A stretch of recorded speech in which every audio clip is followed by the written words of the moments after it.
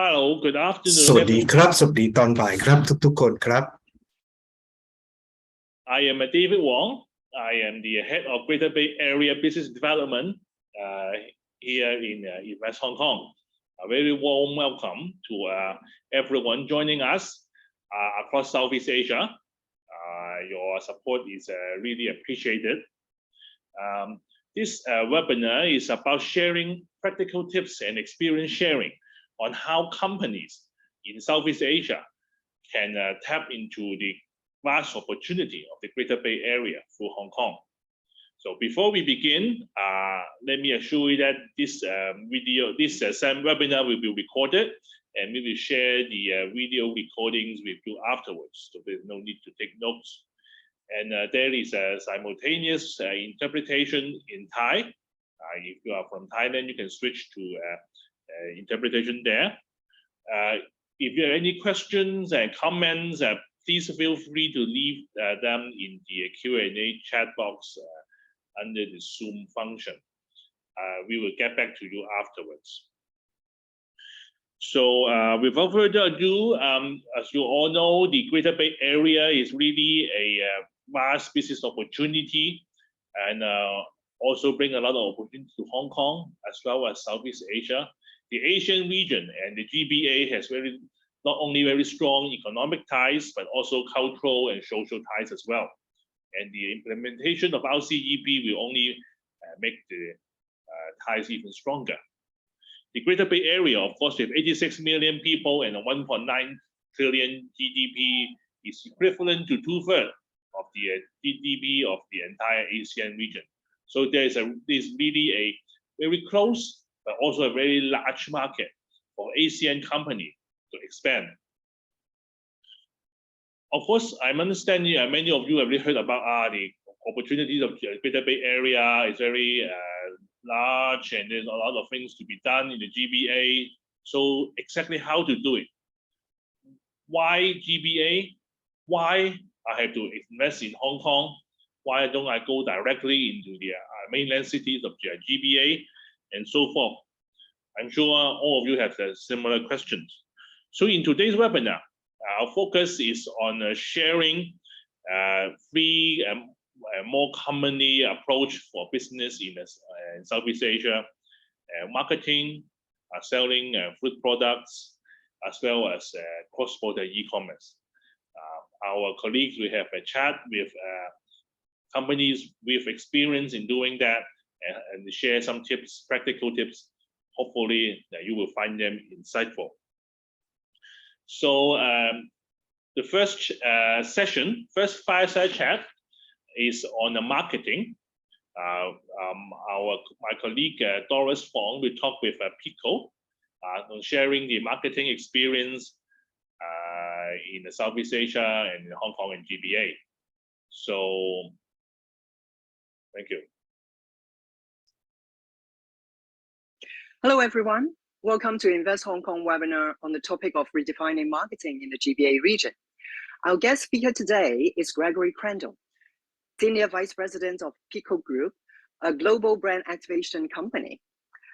Greg oversees his global activation team, focusing on sports marketing, IP creation, World Expos, and Olympics projects. He drives solutions ranging from data analytics, audience tracking, to e-commerce, interactive technologies, virtual and metaverse campaigns. Today, he will share with us his insights and some specific cases on how to market your brands in the GBA. So thanks very much for joining us, Greg. Good to see you, Doris. And first of all, shall we start by briefly introducing the latest consumer preference and marketing trends in GBA and how do brands engage with their customers offline, online, or in the Web3? Okay, certainly. I think what's interesting, and this sort of goes around where the world is at right now, especially coming out of COVID, there's been a big change where we were all doing live events, and then suddenly it turned into marketing through digital. But what you're finding now is the phase is going back to live events. So in any one of the emerging marketing, people want to be back and reconnected. So if I go to the consumer side, consumers are starting to now look deeper into the brands that they're trying to do marketing with or buying from. They want to make sure that they're authentic. They want to make sure that they're bringing value to them. They want to make sure that they're there for good. And they're looking for brands to not just talk and tell stories, but actually engage with those kinds of stories. And on the brand side, I think those sides, they need to sort of step up into the ESG. They need to be a little bit more responsible for what they're creating. And I think they're coming around to start to do that, which in the Greater Bay Area, it's a bit of a new trend, but it's being consumer driven by the consumers there. But this sense of engagement marketing, of how do I interact with customers or potential customers? How do I tell the story of my brand is becoming a lot more critical than it ever was in the past. Yes, and I must say, Tom, we are all looking forward to meeting physically and going to live events, but virtual is still the trend. But can you give us some examples that you have done campaigns in the past that can illustrate the online and offline part? Yeah, I mean, to give you just a little simple example, I'll take something from Maydi, a program that we sort of built up, during COVID time when China was open. You'll see that the engagement marketing is story driven and activity driven.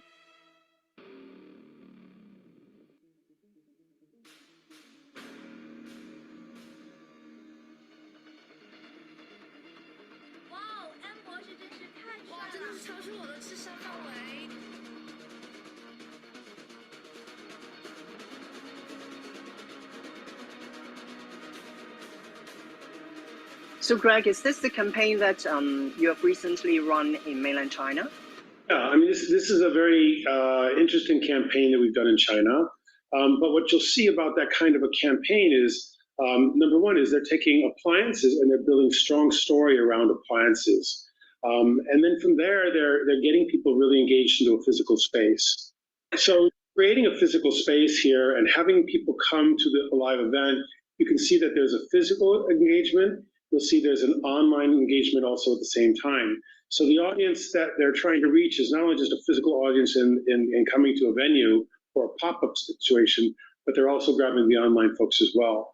And paired with that also comes the KOLs. So this form of engagement marketing, you can see from story to play to telling the attributes of a brand and doing it in an interactive way and getting a social digital world as well as a physical world. All these worlds are colliding in here to be able to, as I said before, try to tell stories better about their brands. And I know in China, actually, KOL strategy is a very important strategy in reaching out to the customers. Can you elaborate a little bit more on that? Well, I mean, to the logical point, each one of these KOLs comes with very large, significant audiences, right? And each KOL has got a different kind of an audience profile. But adding these profiles of these KOLs into the story and putting them in an active role is what helps be able to connect to more audiences quicker and larger. So you'll find something that maybe you've got 20,000 people being able to go through a live experience, but you might find yourself in 3 million, 4 million, 5 million when you start to engage the platform. Yeah, there's always the KOL and the broadcasting strategies that you must have to bear in mind when doing marketing in China, right? Yes. But in terms of metaverse, I know China is also exploring in the metaverse, and you guys also have done some interesting projects. Can you share with us some of those projects? Yeah, I mean, a very quick one. Before COVID started, we built our own platform. We were supposed to be doing a live concert. We had about 22 different artists coming to do a live event. And suddenly when we realized that when COVID happened, we couldn't do the live event anymore, what do we do with all those artists we all contracted for? So we built our own metaverse. We built a land for people to do and a concert series for it, and we filmed and produced it. But then we realized we didn't really have people. Because a metaverse, despite many people and many brands are building metaverse, but without the audience traffic, you're sort of in trouble. It doesn't really work. So it's working its way through. This metaverse, I like to say, is under construction. I think it's important for brands to be engaged in the technology. I think we are in the process of creating these new worlds. We're doing events in these spaces. We're intersecting with the gaming world. And we're starting to figure out how people are doing. But now what we've done is, we decided let's now crack it a different way instead of just building the land. Let's do a partnership with China Unicom in a place that we call Yaoland, where China Unicom already has 500,000 people ready to go. So we can start to build spaces for people to plug their metaverses into a common platform on a digital platform. So why don't I show you just a little bit of what that is? This is about 45 days old now.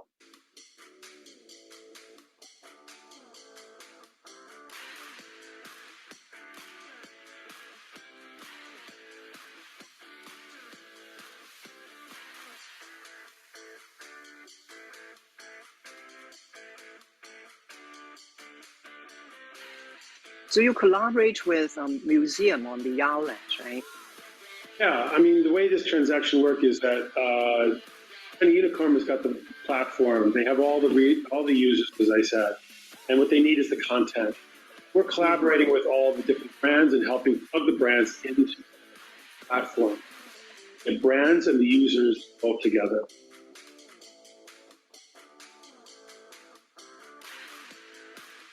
The goal here is to start adding more and more brands to the space. What I think we're starting to see now is that instead of just creating a space with Metaverse, you almost have to go to a town or a city, have an agenda. On Tuesday night, I want to go to the concert. On Wednesday, there's a fashion show. On Thursday, maybe there's a DJ playing. On Friday, I'm going to go to a class or a tour of the museum. This is the way that we need to think about Metaverse spaces and make sure that the activity line was bringing people back and forth and trying to build more of a.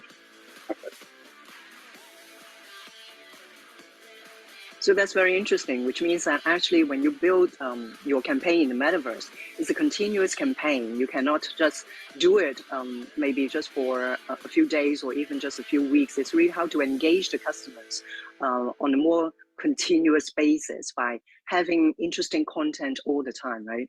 Yeah, bringing people back. If I go into a space, I look at my hands, I look around over, like, cool, why do I want to come back, right? So by having agenda and having activities and there's a space to come back, okay, then I come back. And it's very much like what we do in the live world as well. Mm-hmm. And because that's more about the metaverse, which is really interesting. And this is also the latest trends in mainland China. But back to the future role of shopping mall, because not only in mainland, but also in Hong Kong, which is also part of the GBA area, shopping mall is still very important. And the way that shopping mall is shaping in the future is really interesting. I really want to know more about the 11 Skies project, because you have a very different idea about the retail, entertainment, and hybridized experience. Can you explain more about that? Yeah, I think this is very exciting. As I said at the beginning, I think brands, the customer is looking for more deeper stories and more interaction with brands. And the traditional brick and mortar shopping mall of just walking among stores has changed. And consumers want to be able to have more of an experience center. So what New World has done is they've created this wonderful 11 Skies to be basically right center in the middle of the hub of the Greater Bay Area. So, it's a super mega mall. It's 79,000 square meters. But what's really important is it's sitting right there in the heart of the Greater Bay Area, connected right attached to the airport, and connecting itself to Zhuhai, connecting to Shenzhen, the around area. This space is looking to be not just a shopping mall, but also a retail entertainment. So a bit of the theme park, which collides with the shopping mall, is part of the experience. But also the brands that go into this space, I think, then also have to not just put clothing on racks, but they need to start telling brand stories in with this space. And this is a really new way of reinventing the future of the shopping mall and how brands are going to be able to engage with their audiences. If I move on, we talk about the consumers. As I said, we talk about some of the things that are going to happen after, this COVID stuff goes away. We're seeing it in the other markets. There's a lot of this what's called revenge consumerism. People have been pent up and they're ready to go out and go spend. They want to get out of the house. They don't necessarily want to do it very much digitally anymore. As I said, people are looking for face-to-face type human interaction again. The omni-channel shopping, where there's a hybrid in there. I think the customers are looking for customization. Where can I get stuff crafted and be unique as opposed to same on the shelf? And then people are looking to get out. As I said, I think at first people want to get out of their neighborhood, from their neighborhood within their district, and from their district within their region, from their region to the country. And to look at countries, I think you'll find people are doing close travel first. And there's a lot of power in this Greater Bay Area region that we have. When we talk about the future role of shopping malls, as I said, there's this retail entertainment or retail entertainment. This is going to be really sort of where you're going. And I think you see places like Dubai where they're doing the snowboarding, which they've been doing for quite a while, snowboarding and the aquariums and some of the theme park stuff entering into the shopping mall. You'll see that here at 11 Skies in the Hong Kong area. They're bringing in people like Kidzania. We've got Paddington Bear, a digital aquarium. There's entertainment and games. Behind all these kind of multi-generational family entertainment, brands are going in behind it as sponsors, not necessarily just as an advertising role or getting brand presence, but how do the brands sort of play or tie along with these stories and fit within those environments? One of the projects we're working on here, you'll see there's a sky track in here, there's a racing car, there's a flying theater in there, there's digital art space, and then one project we're specifically working on and designing with New World is called Action City. So you can imagine if I was going into, and I was a brand doing flying theater, maybe if I was a brand doing drones, or if I was doing, aircraft of the future or mobile, that would be a great place for me to do flying theater. If I was doing safety or protection, or if I was doing, cyber security or software, maybe Action City and some of the escape rooms would be a place for me to play my brands. So what I'm looking at is more intelligent ways for us to connect our brands with these really active physical experiences that are coming through in the space. Again, just a little look at Action City. You can see we've got everything here from flying theaters to, zip lines in here, action park adventures, problem solving. All right, so that's a very wonderful project. And I know that it has to be open face by face. So it's the office space that is now being opened, but the other shopping area will be open in different stages. Can you tell us when it can be completed? Yes, so this year, as you said, the offices are open. Next year, they'll be opening up the shopping mall, along with a couple of the entertainment spaces. And following years, I think up until 2025, each time there'll be new stuff opening up within it. So it's quite an exciting rollout as it's built. But the most important part of it is it's quite an amazing ecosystem that they've built. And it's the size and scale of it and how it's going to be playing a role as the Greater Bay Area's hub is quite powerful. I think this is going to be the icon for everybody to be able to know that this is truly the gateway to the Greater Bay Area. Yeah, and I just wonder how brands can get involved, because it is very a good and ideal gateway to really tap into the GBA customers. So how can they get involved in this project? Well, I think, obviously, New World is building this type of a center, and I think getting into New World, as far as whether someone would be a tenant in it, if they were a tenant in that kind of space, I would really urge people, going back to the beginning of this presentation, I really express people to really start storytelling in there instead of just putting products on shelves.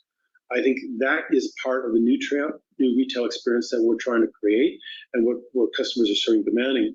The other way is, these theme parks, and as I said, there are clever ways to be able to, go in sponsorship type roles in some of these theater experiences or the engagement, play spaces, to put the brand in sense of context. Goes back to my point of saying, consumers are looking for authenticity. They're looking for your brand and relevance. They want to see your brand in action. And so anytime a brand can turn around and put and present their brand in a more intelligent way, this is really the key to what I call new consumer marketing. Mm-hmm. And back to the Hong Kong market, what are the opportunities that marketing agencies or brands can find in Hong Kong in connecting with the GBA region in general? Well, I think this is First of all, I think this is a perfect time. I mean, for as much as the environment in all of our worlds has gone down through this really ebb and flow, I mean, the super down ebb, this is a perfect time for entry. This is a perfect time to get in on the ground level where the new consumers are coming out and the brands will start to be stepping out one by one. And I think there's good partnerships between brands, being able to partner and put like-minded brands together so people can leverage budgets. But also the icon of what is coming and things like 11 Skies show me that this is going to really change the landscape of the Greater Bay Area and sort of deliver on sort of the dream that we're also hoping for within the region. Mm-hmm. And so any advice to new brands or newcomers? Yeah. Be active and start to get engaged, because I think, this time of getting in now, everybody says, oh, I wish I would have done this, or I wish I would have done that. My advice would be to start getting your planning going now and start making a move, because otherwise we sit there amongst the idea of like, how do I move my brand forward? And then we don't actually make action, and then we sort of miss opportunities. And I think this area is going to be quite exciting. It's going to take a little bit to build back. I don't think it's going to be a 45-degree angle. I think it's going to be a little bit of a slow curve, but it's definitely the time to make action. Well, thank you very much, Greg. I know it's impossible just to talk about marketing in GBA in 15 to 20 minutes, but you've done it. And thank you very much for sharing all these wonderful campaigns and projects. And I hope our audience today will also find it interesting and have some new ideas in getting into the GBA region. So thank you very much. Thank you, Doris. Great pleasure to be here.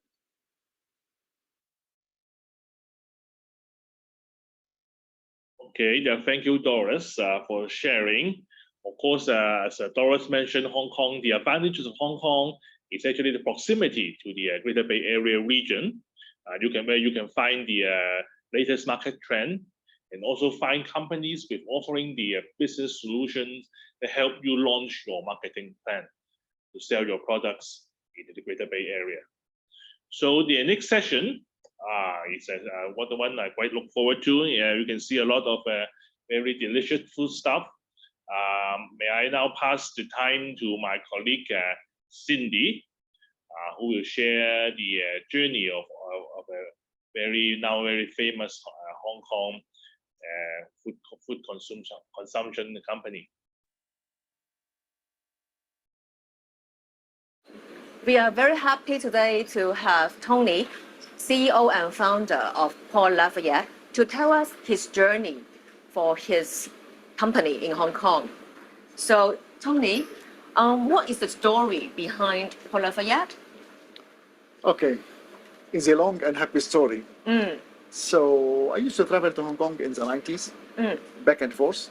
And in that time, you see, I was really attracted by Hong Kong. But when you are in Hong Kong in the 90s, you have no chain of coffee, of dessert. So to find any coffee or dessert, it's only in some few 5 stars. Since then, in the early 2000s, I realized there is a gap to fill. And to fill the gap, I had decided to go to make it more affordable in the malls. But how to build a brand, how to do a successful business. So we focused in doing it very quality since day one. And we want to move it from 5-star to the malls. And this is how the story started in 2010. Yeah. So by today, we started from K11 shop, and by today we have 11 shops in Hong Kong, and we have few shops in China too. Wow, that's good. So what potential you see in the Greater Bay Area market? How would you predict a growth in that area? I can say our experience is very successful in Hong Kong. Since, as I said, 12 years.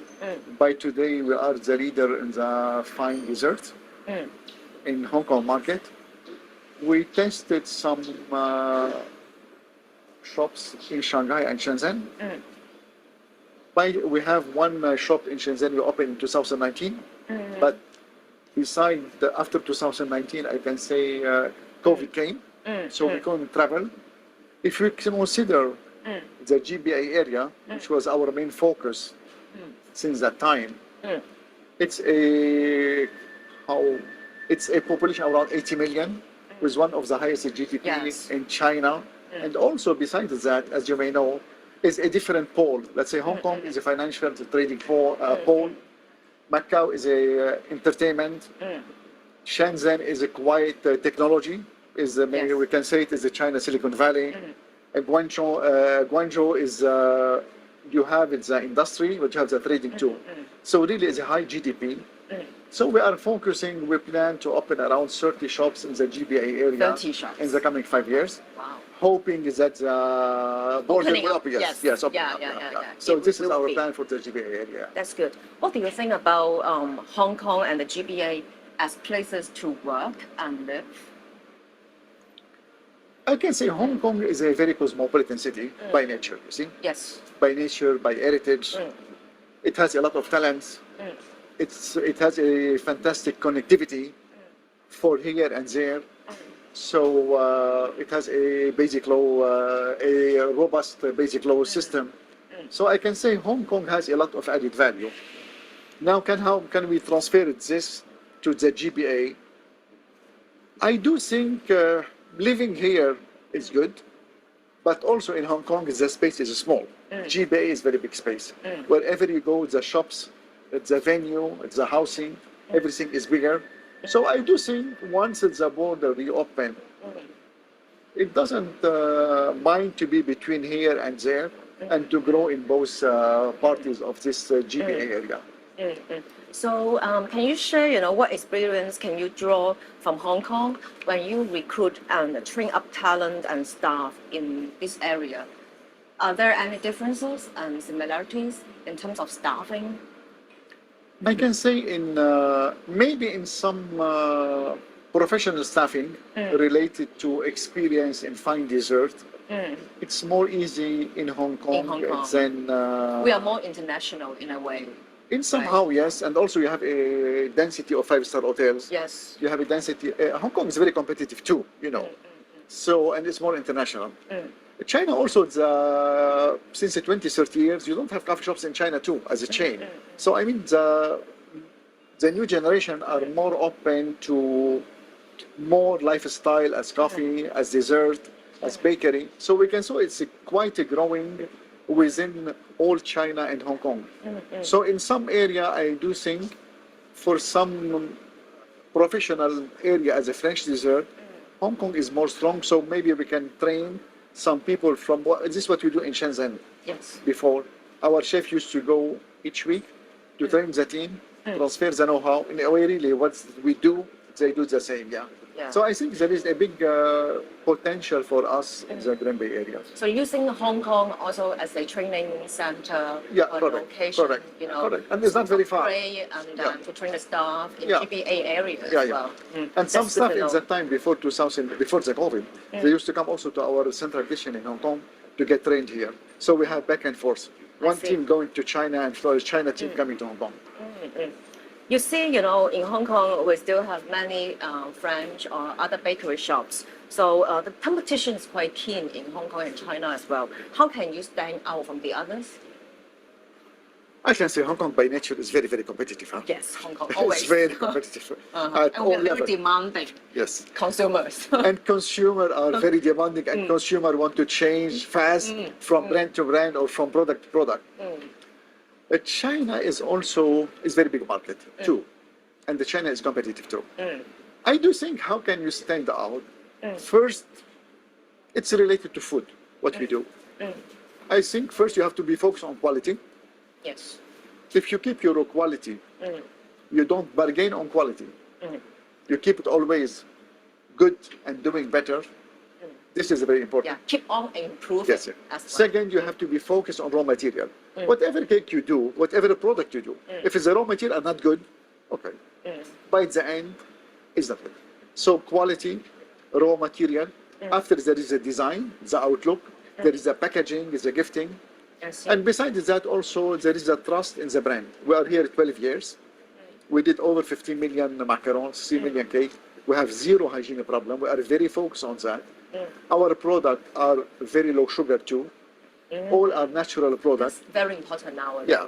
Especially, Yeah. for ladies. For ladies, yeah. Most of our customers are ladies. Are ladies. So it's a mix. Our shops are very colorful. So it's about eye-catching, nice product. Happy, the happy feeling. And by the end, when you buy a cake, I mean, you can have food every day, morning, lunch, and dinner. But when you buy a dessert, it's a happy moment. So you want to share with people as well. Yes, very good. That's true. So it's a sharing happiness among family and friends. So this may be our mission. Yes, and this is of maybe course, part of of our course. success.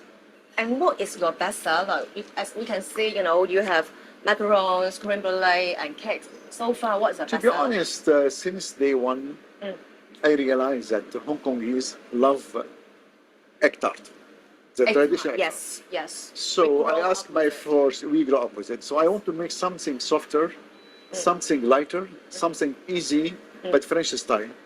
So I went to our hero product today is a creme brulee. Yeah. So I saw creme the brulee tram, today- going Yes. on the Hong Kong Yes. island Yes. promoting the creme But I can say from Hong Kong population, maybe 50, we sold over 3 million. I can consider maybe from 20 to 50 years, maybe 70% already tried our terracotta container.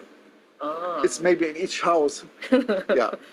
And it's a product from 1 year to 99 years, every person can enjoy it. You see, it's light, it's very low sugar, it's very creamy, and it's excellent vanilla inside. Yeah. I see. Tony, we can see that you really have a big variety and colorful of products. So can you tell us, are they, with different flavors and different seasonal limited editions? We are providing happiness.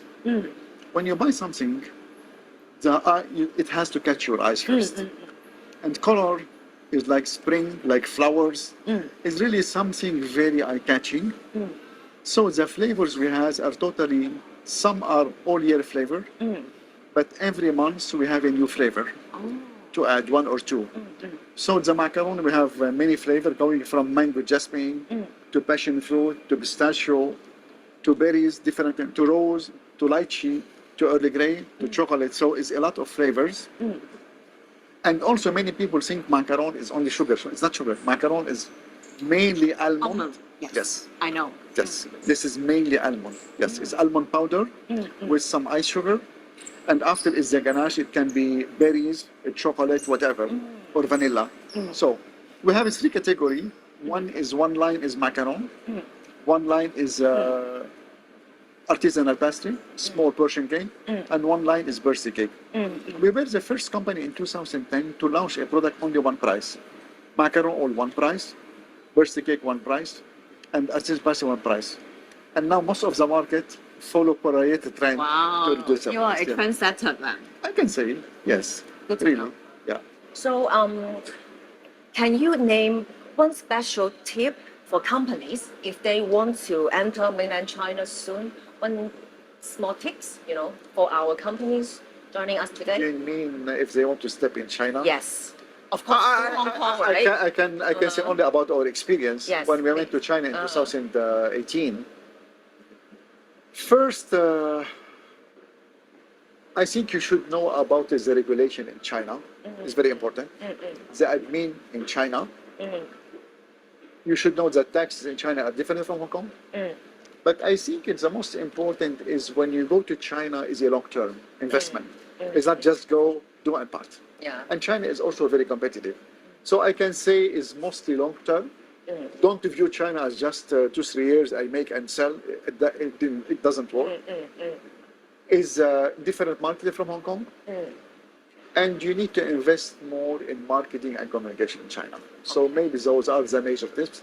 And when you go to some area, because China has many provinces, even we have the common Putonghua, maybe in some area you have to have local people from the area to help you better understand the area. Okay. Yeah. So the tips is understanding the Chinese culture. Yes. And then with the help of local people Correct. as well. Correct. Okay, that's very good tips. Yes. But for sure, you have to bring a different know-how to attract. Otherwise, Yes, you cannot sustain in this You market. need to have a niche and Yes. you have to fill in the gap as well. Yeah, Okay, that's very good to know. So thank you today, Tony, to have our time with you and then share your tips to our companies and audience. So I wish you very best in the coming years, and we will stay in touch and then see more Port Lafayette in this area in mainland China very soon. Thank you very much, and I have to say thank you for Hong Kong Invest for all the help during the past year to many companies to introduce and to connect us. Thank you very much. Thank you. Thank you.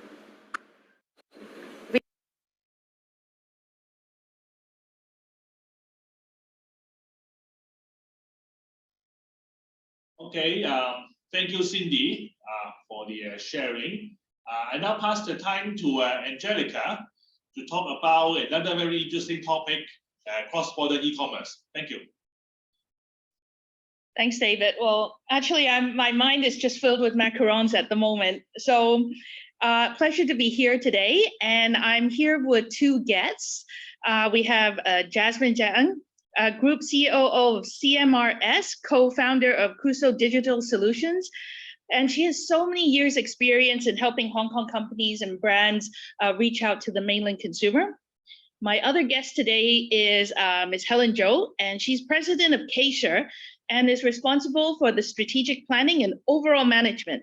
So Helen is a veteran entrepreneur and has been in the financial industry for many years.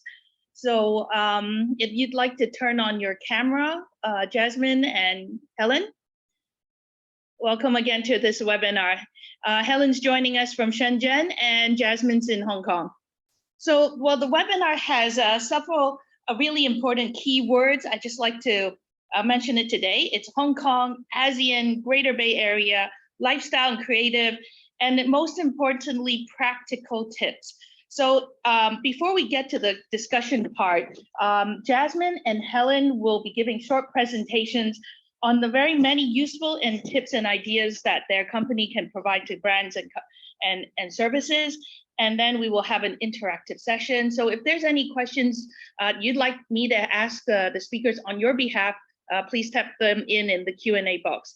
So first, I'd like to invite Jasmine to give an overview of your presentation. Jasmine, please. Hello, everybody. Good afternoon. So let me know if it's not clear or can you see the screen? Okay, yep, we can so yes, that's good. So let me start. So I think today you will have a lot of information in mind and hear a lot of speakers to share their experience. So basically you can only remember a few things about me. I've been in the advertising industry for over 2 decades. We're based in Hong Kong and focusing on the cross-border media, cross-border solutions on the digital marketing part. So I'm also an entrepreneur to set up the new company for my group. So let me introduce my company, Crusoe. Basically, we focus on the cross-border digital marketing. We have quite a lot of different solutions.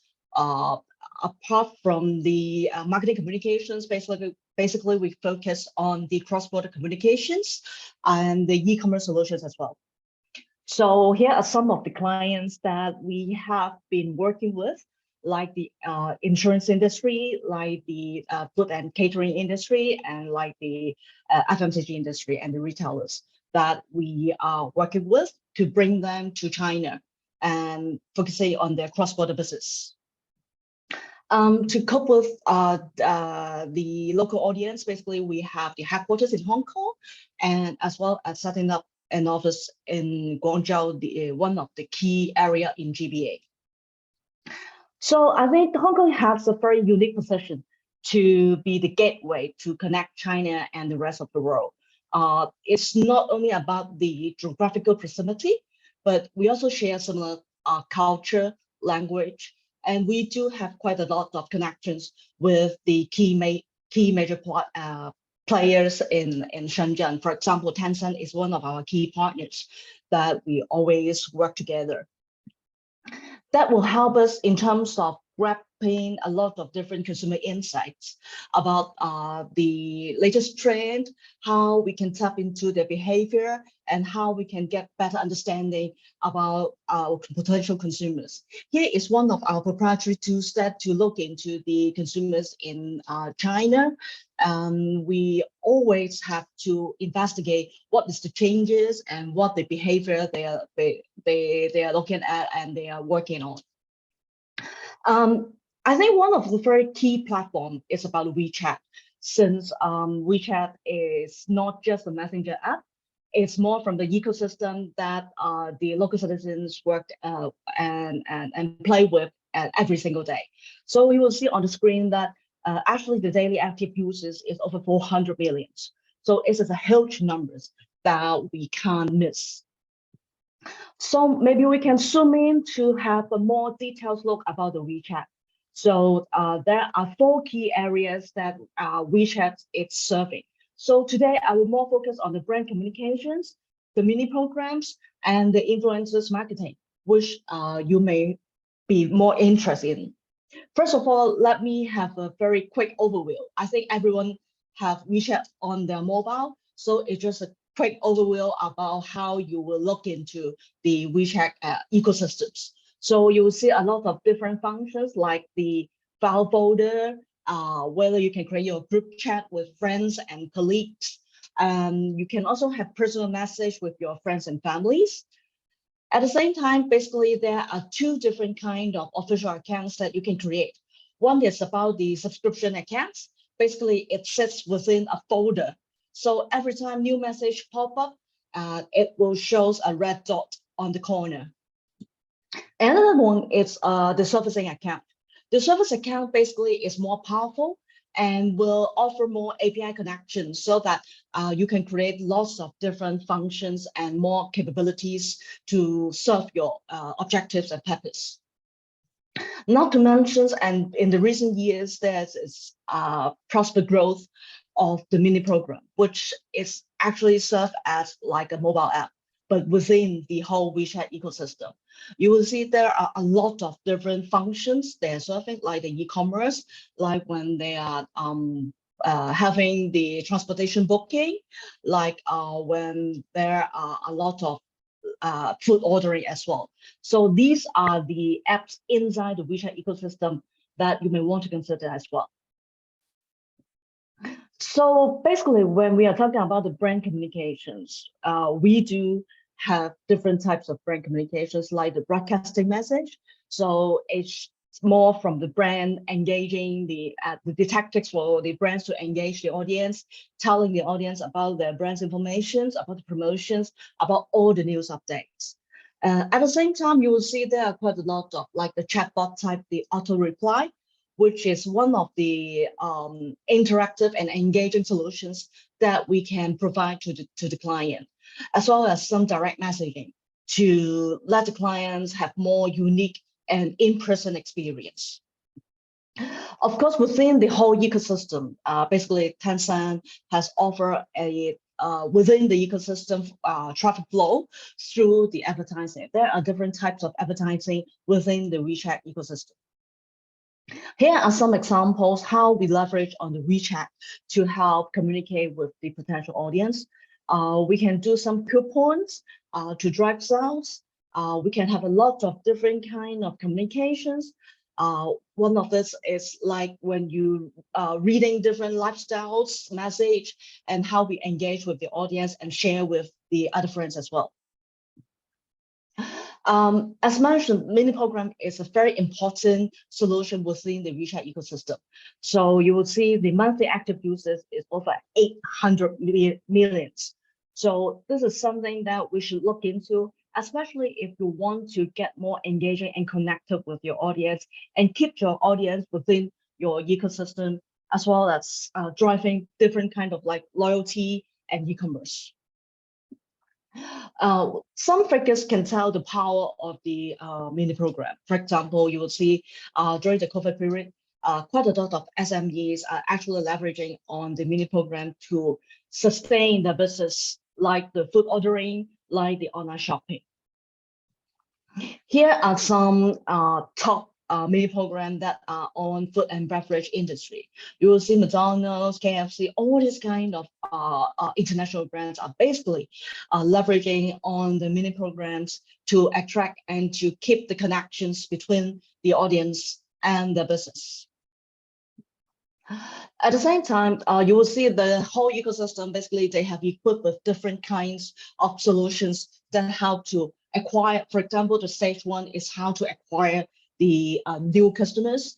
The new customers, basically, you can from the public traffic, from the other brand pages, from the other platforms that to drive them into your own channels. Your own channel will be some kind like your official account or your own mini program that can engage with the audience to recruit them as your customers or to keep them as one of your loyal members. And all this looping will become your own ecosystem on WeChat. Apart from WeChat, basically, I think when you do the promotion, we just mentioned about the how to drive the public traffic. One of the public traffic is the influencers. It's very effective in China.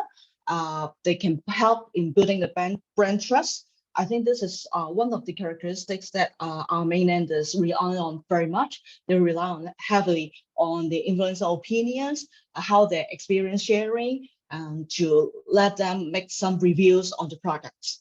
So it will be very effective in driving brand trust to connect with different kind of segment of the audience.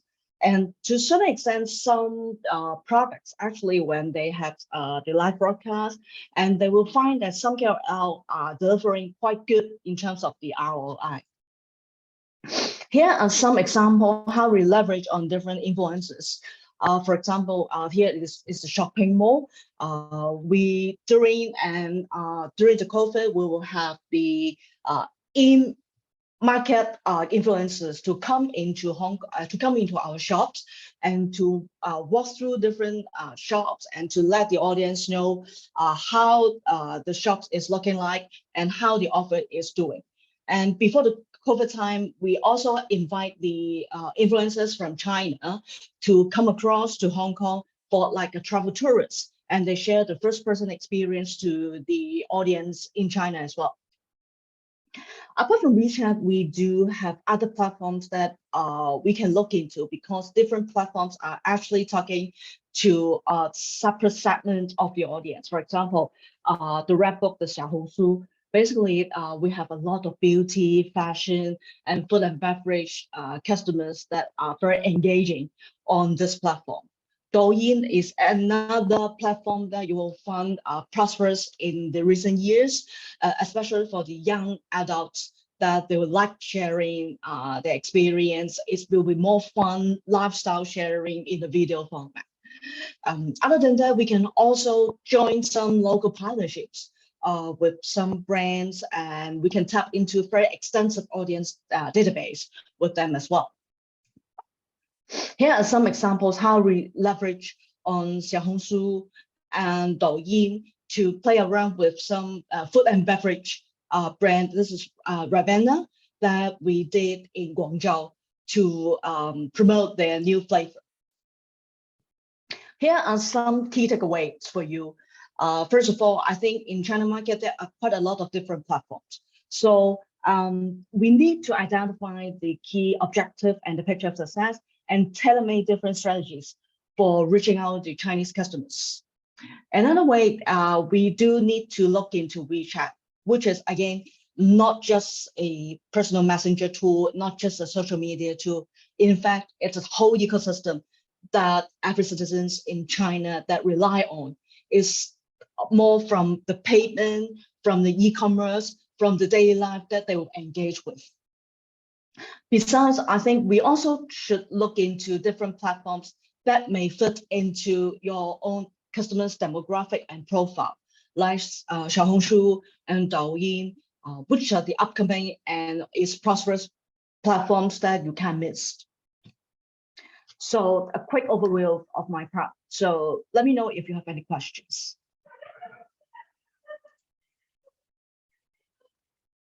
So much, Jasmine. I think actually to really understand how WeChat and how social media works, definitely that's a 10-hour course that you need to give us one day. But definitely WeChat is a major super app that any of our clients thinking about reaching out to mainland clients really need to understand. And actually, so when you have, for example, starting in Hong Kong and you want to have a base in Hong Kong and reach out to greater Bay Area or mainland customers, you can use service providers in Hong Kong to take the first step without having to jump into the mainland and do all those things. There's a lot of solutions Hong Kong based that can help you take the first step.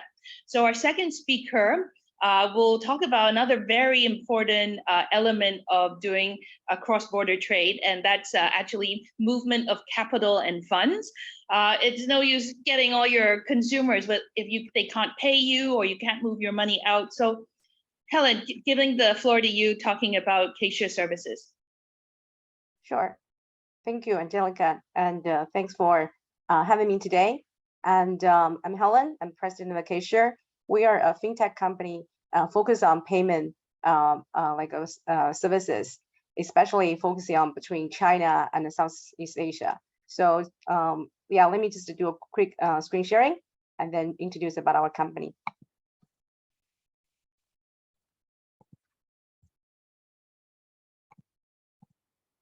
Sorry. Can you guys all see the screen? You can see it, right? Yeah, let me get started. So as I mentioned, Cashier here, we are a multi-location based company with a focus in payment services and value-added services between facilitating the fund flows between China and Southeast Asia. So basically, I think the previous speaker was talking about digital advertising, helping the business to get near the consumers in mainland China. What we do here is actually helping them to move the funds more safely and with higher efficiency. So basically, a quick intro of the company. Cashier was actually founded, even though recently I'm based in Shenzhen. I have been actually living in Hong Kong for almost 20 years. And our company is actually a Hong Kong-based company as well. But the history actually started in Thailand back 6 years ago. It was started with helping the local merchants in Southeast Asia to accept mobile payments from Chinese tourists. So namely the WeChat Pay, Alipay, and how that we actually started the payment services and helping the Southeast Asia-based business owners to offer services and make payment and receive payments from Chinese tourists. But of course, over the years, our business have gone from facilitating payment flows from offline payments to online payments, and then also getting to the e-commerce space. So just a very quick overview. Hong Kong is playing a central part in our services in terms of serving the cross-border fund flows, either helping the merchants, especially in the e-commerce and the online space, to move their funds or receive their funds across the borders between China and Southeast Asia. So basically, our operations are in China and Hong Kong included. And outside of China, our biggest operations are currently in Bangkok, Thailand, actually. And second to that, we also have offices in Philippines, in Singapore, in Malaysia, and we establish our businesses also in Indonesia, Vietnam through partnership with the local partners. As a fintech service provider, we do need a license to operate in the countries, right? So we have the money services license in Hong Kong, which enable us to help our customers to move funds and do the international money transfer. We also have the payment related license in Southeast Asia, in Thailand, and also a number of other countries. And our business, as I mentioned, we focus on helping the businesses, the merchants, to accept the funds from consumers. So we collaborate with the major e-wallets, for example, WeChat Pay, Alipay, when this comes to the Chinese users. And we also collaborate with the local wallets, like a GrabPay, True Money wallets, when this comes talking about the local consumers. Of course, we work with the banks, the financial institutions, because in the payment processing flow. And of course, in the e-commerce space, we work with the guys like Lazada, Shopee, and also TikTok, working with them to help the e-sellers on these marketplaces, help them to do the international money transfer. And And in terms of product and services, as I mentioned, we have 3 product lines, essentially all focusing on empower the business owners, the merchants of different sizes to accept payments from consumers, number 1. And then number 2, helping the merchants to move funds across countries. And then thirdly, we also have value-added services that's linked closely with the payment services that we offer, the social commerce like tools, helping merchants to get closer to the consumers and also getting them to move their businesses from offline to online.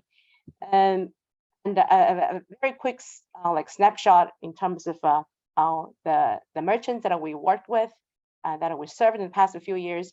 I think these are very like merchants that the Southeast Asia kind of consumers are very familiar with. They include, for example, the King Power duty free like a retail group, which actually is served by us, where we help them to collect funds from the Chinese e-wallet users when they travel, for example, to Thailand and to make consumptions. We also serve, for example, the big independent e-commerce sites like Shein when they try to sell their products to the Southeast Asia based consumer base. So we are in the payment business, really helping the merchants to move their funds, to collect their funds, and also to sell their services more conveniently to the consumers in different countries. And I think essentially here, just I would just go quickly this talking about the different functionalities of our different product lines. But I think I would just go very quickly talking about, I think, what is most relevant here today, talking about how we can actually sell to China, help the overseas merchants, including Southeast Asia merchants, to sell to China more easily through Hong Kong, right? So I think in the cross-border kind of fund collection or money transfer business, I think for merchants to operate in a foreign kind of country, especially in China, which is with a capital control, with a very complex on a competitive market environment, there are a lot of unknowns. I'm not talking about, I think, in other spaces, digital advertising, getting near consumers, just talking about moving the funds. It has a lot of pain points, right? So what we do is through our licenses, through our knowledge, and also through our partnerships with the different financial institutions in the jurisdictions that we operate, we try to streamline the processes for the business owners, for the merchants, right? So I'm just having a very quick overview on the solution that we have. And basically, for example, if a merchant wants to sell their services, goods in the e-commerce channel to mainland China customers, I think what we do here is we operate a online services that actually help you to streamline the filing status and help you to submit the information more easily. So it's involved 3 steps. You only need to do, for example, in a KYC onboarding, and then once that is getting approved from our services, which is actually fully compliant with the different local regulations, and we will going to assign you the account services that enable you to receive the funds from the cross-border kind of buyers that are in mainland China, right? So once that is done, and then I think it goes to the cross-border fund collection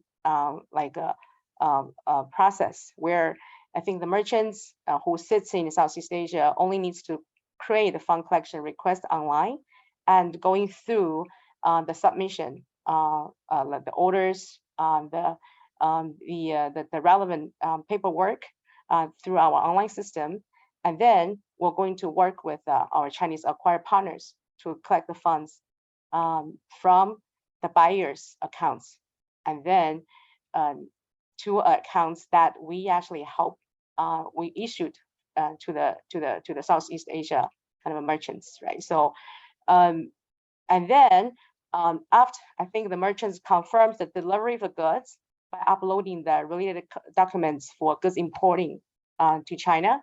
And then we're going to also collect information from the buyer, right? So who is actually the other side of the flow that have done the transaction with the merchants, right? And then we help the buyer to upload like related documents which are required by Chinese custom clearance.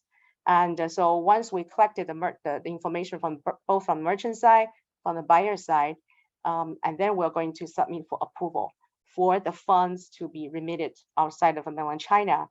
And then that fund is going to be transit into Hong Kong, where we hold the license to collect the funds on behalf of the clients, which is the merchants. And then after which, we are going to work with our settlement partners located in the country where the merchant is operated, right? So, and then eventually the fund is going to go from China, go over to the border to Hong Kong. A lot of times when the buyer pays in RMB, the RMB and the Chinese yuan is going to be settled in US dollar into Hong Kong dollars here in Hong Kong or straight into offshore RMB. And then we're going to help the merchants to settle the fund. For example, if the merchant is based in Thailand, we help them to settle the fund into their local bank accounts in Thailand. So this flow sounds quite complicated, but it's actually through our system, through the work, the fully compliant kind of with local regulations platform that we developed to match, and also submission for the buyer's information, for the seller's information. All this can actually be done very smoothly. And so I think this is one of the solutions that from the payment services that we provide. We help the merchants who don't really know the local regulations, who really don't know what are the filing work, what are the like a capital inflow kind of processes in China, and they can rely on cashier services to help them to really collect the funds more easily and in a very efficient way. So I think we have different services that actually cover, that is related to payment, cover the cross-border kind of flow space. But I think I would just probably using this as an example where cashiers Hong Kong, like a licensed company, can help you in the process of making the cross-border kind of fund flow, fund processing, and fund transfer more easily. Yeah, I think I will probably just stop here. And if you guys have any questions, I think we're here happy to answer it. Thank you.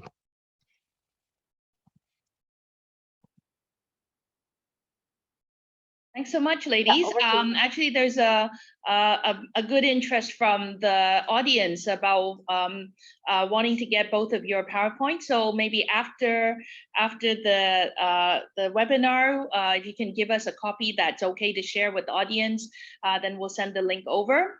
So because of time, I'll just have one or two questions for each of you regarding your what the presentation is. So the first one for Jasmine, in Hong Kong, before COVID, we were talking about 30 million same-day visitors coming into Hong Kong, many of them coming from the Greater Bay Area, Guangdong province, like 1 to 2 hour travel time to Hong Kong, coming here, to eat, to shop, visit museums, watch cinema, doing all those lifestyle items. So how can, for example, an ASEAN brand setting up in Hong Kong reach out to these companies? And even now we are doing during COVID, but is there a way they can start making noise in advance of borders reopening? What can brands do now to start reach out to these customers? Jasmine, please. I think the brands can start engaging with the customers by setting up their base in Hong Kong. And the reasons is, I think most of the mainland, especially the GBA area, the audience are actually quite influenced by the culture, by the lifestyle, by the consumptions of the Hong Kong people. So why they come so frequent to Hong Kong, it's basically they will look for the inspirations about what's new in the market, and it's more about the product safety. It's more about the authenticity, that about the consumptions that they can enjoy. So I think brands can start building their base in Hong Kong to start building their own reputations based in the regulations of Hong Kong, based in the consumptions of Hong Kong, that can help spill over their reputations to the GBA area. At the same time, we can also leverage on different, like the digital touch points, like what I mentioned about the WeChat. We can set up your own official accounts in Hong Kong and reaching out the GBA area regularly to contact them, to engage them. And especially when you can have a regular connections with them, you will get better understanding about the consumers there and how the Hong Kong base can help in supporting the reputation and supporting the good names for spreading in the GBA area. So Jasmine, if a brand is new to Hong Kong and I have zero existing database, can I still use social media and platforms such as WeChat to reach out to a totally new audience that I have never touched on before? Is it possible? Yes, totally. No problem, since we have quite a lot of different data signal.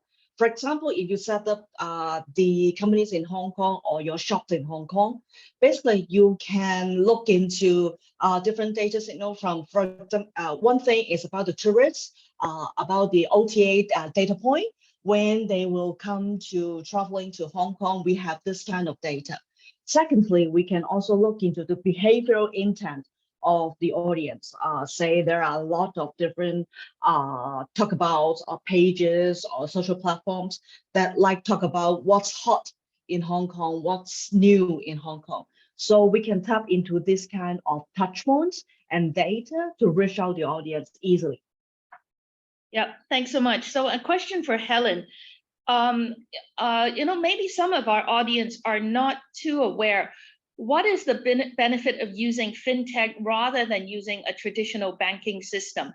What kind of major difference are we talking about, and what kind of percentage of savings are we talking about using fintech models? Sure.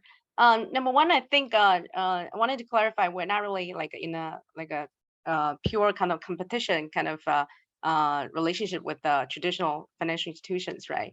But I think there are a lot of pain points, especially when we're talking about this part of the region. We're talking about cross-border kind of payments, cross-border fund flow movements, right? There are a lot of pain points that are not covered by the traditional kind of banking infrastructure. So I think number one, especially I think in the Southeast Asia region, there's a question of accessibility of the banking services to a wider kind of user base, including the smaller kind of a business, right? So that's number one.